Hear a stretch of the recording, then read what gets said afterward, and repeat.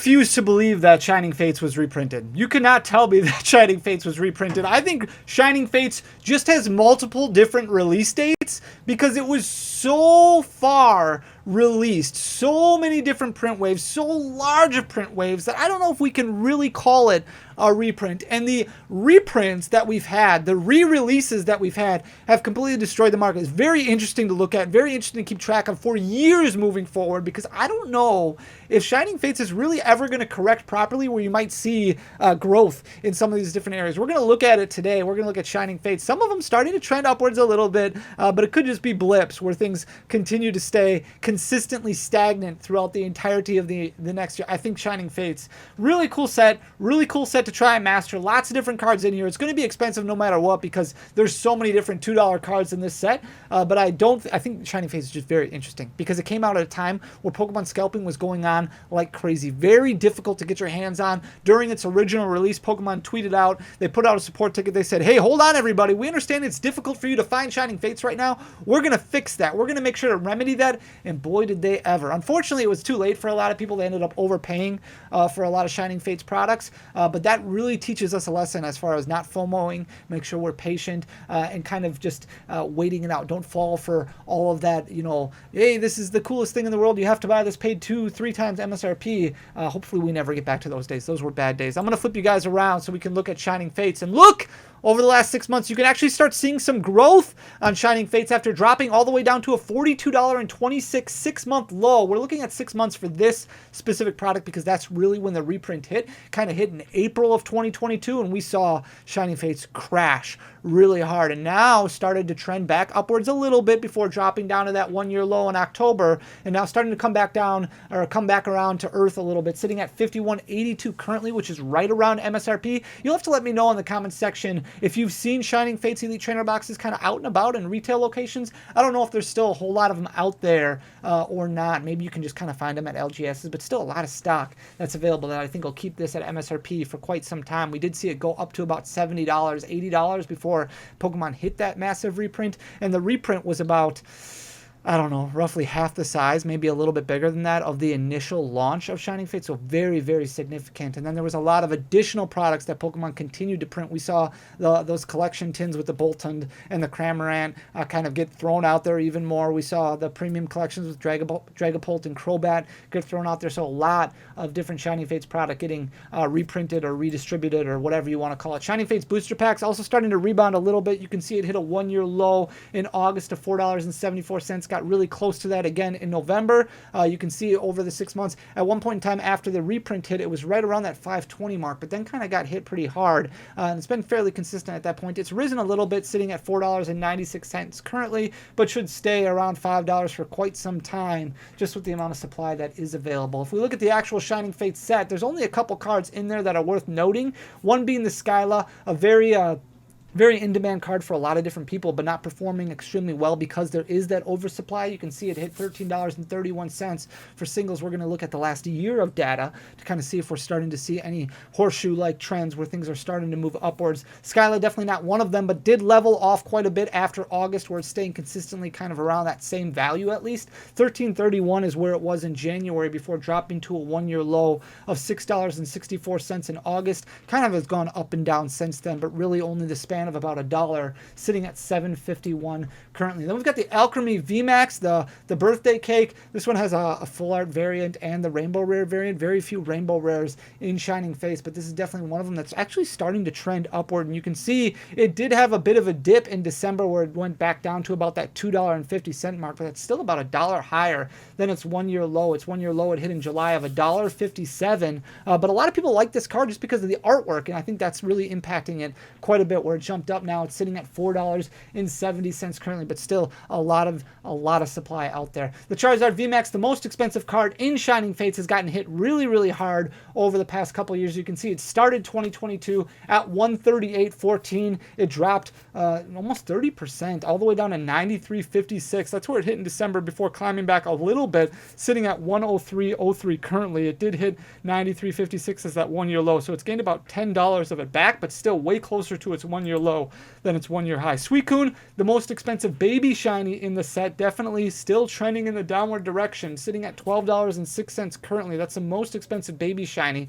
whereas Hidden Fates, kind of the stepsister of Shining Fates, or whatever you would call it, about $22, $23 right now. So this one's more on par with like the Charmeleon, the Charmander. At one point in time at the beginning of January 2022, it was at $21.38. Again, you can kind of see where that reprint hit because it really took more of a steep drop after that in July, where it dropped down closer to that $12 mark, and it's kind of stayed around that same point in November. It hit a 1 year low of $11.44. Drizzile, this is a card if you have, I would recommend moving it now because rotation is really what's causing this card to start going down, and it's going to cause it to start going down a lot faster. A lot of people held on to Drizziles because it is probably the most competitive card, or one of the most competitive cards that we've seen in the Sword and Shield block, but it is rotating out, so it's not going to be viable in competitive play anymore. At one point in time, it was selling it for $17.64 in January. It stayed fairly consistent for the first half of January, and then you can see as rotation gets closer and closer,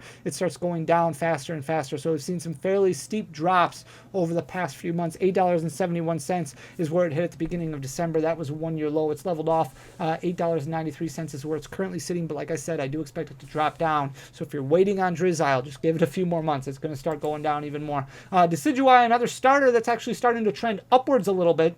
You can see it hit a 1 year high a little bit later than what we saw these other ones. In April of 2022, it was all the way up to $9.76. This one not necessarily because of competitive play, but just because of the artwork and people liking Decidueye. Decidueye is an awesome Pokemon, a fantastic Pokemon. It hit a 1 year low in August, down to $6.16 before starting to trend back upwards a little bit, hitting $8.78 currently. Then we've got the Grimmsnarl VMAX, really cool artwork, full art shiny, dropped all the way down. This is more of a horseshoe. This is kind of what we're looking for to kind of establish peaks and valleys. So in July, it hit $4.15 and then started climbing back up. You can see its 1 year high was hit in March when it hit $9.04. Then kind of a steep drop, right? All the way up to July where it hit $4.15. Then starting to climb back up a little bit, sitting at $7.83 currently. Inteleon, another one of those, just like Drizzile, very competitive card. I don't know if we're going to see as big of an impact with this one because it is one of those starters. It is going to be a little bit more desired.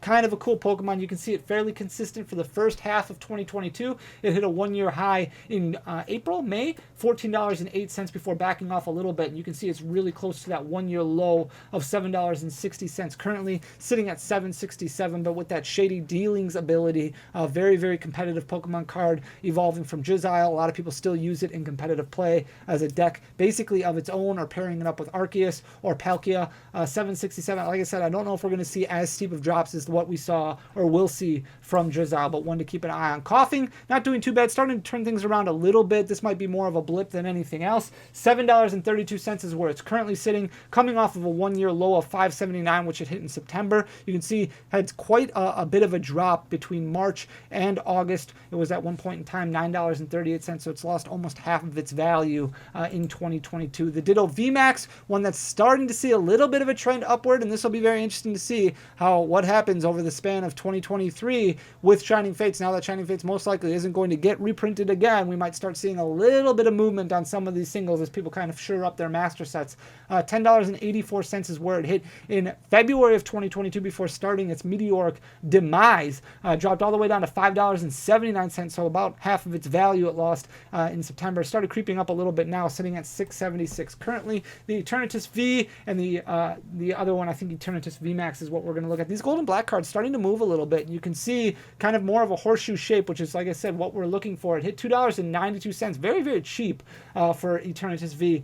In June of 2022, it hit that $2.92. Still well off of its 1 year high, which it hit in January of $7.26, but much closer to that 1 year high than 1 year low, sitting at $6.34 currently. And as of maybe end of November or so, it was actually closer to that $7 mark. So definitely one to keep an eye on. Here's the Eternatus VMAX, not having as as much luck as its Eternatus V counterpart, but maybe starting to trend upward a little bit. You can see at the beginning of the year, in February of 2022, it was at $9.30. August is basically when it hit a one-year low of $3.52. Started to come back a little bit. It's gained a couple bucks back, sitting at $5.75 currently. Yamper, one of those cool baby Pokemon or little Pokemon, whatever you want to call it, obviously evolves into Boltund. A very cool looking Mon, was one time at $7.27. That was in March of 2022. It dropped all the way down in July to $4.25. Now it's gained a little bit of back, sitting at $5.28 currently, but consistent, fairly consistent over the last few months of 2023. That's the last one that we're going to look at. You'll have to let me know in the comments section what you think of Shining Fates, maybe long term or currently. I think there's just too much supply to really make an impact for quite some time. I think over time it's going to be a really cool set. It'll be a set a lot of people like to open for a long time because the hit rates in it are fairly easy, and there is a lot of different Pokemon that you can open in the set because there's so many baby shinies. The Radiant collection is huge, the Shiny Volt collection, whatever you want to call it. So I do think it's going to be a popular set for quite some time. But just overprinted. And that's totally fine. You want to hit supply, you want to hit demand, and I think it's important for people to have access to these cards when they are in print and they are in a circulation. So I think it's important that Pokemon does print to that demand. And I think over time, things will correct itself, things will normalize a little bit, demand will still be a little bit there, and supply will be a little bit more washed up. So it'll be interesting to see how it does in 2023, but something definitely to look forward to. Hope you enjoy the content. If you do, hit that like button down below, leave a comment, hit that subscribe button. If you don't enjoy the content, don't do any of those things, but regardless, thank you so much for just taking the time to watch and listen to me rant and talk about Pokemon for 15 minutes, 11 minutes, 12 minutes. I really love doing it, and I love talking to you guys because you are awesome. Until next time, guys, thanks so much for everything. I'll talk to you soon. Peace.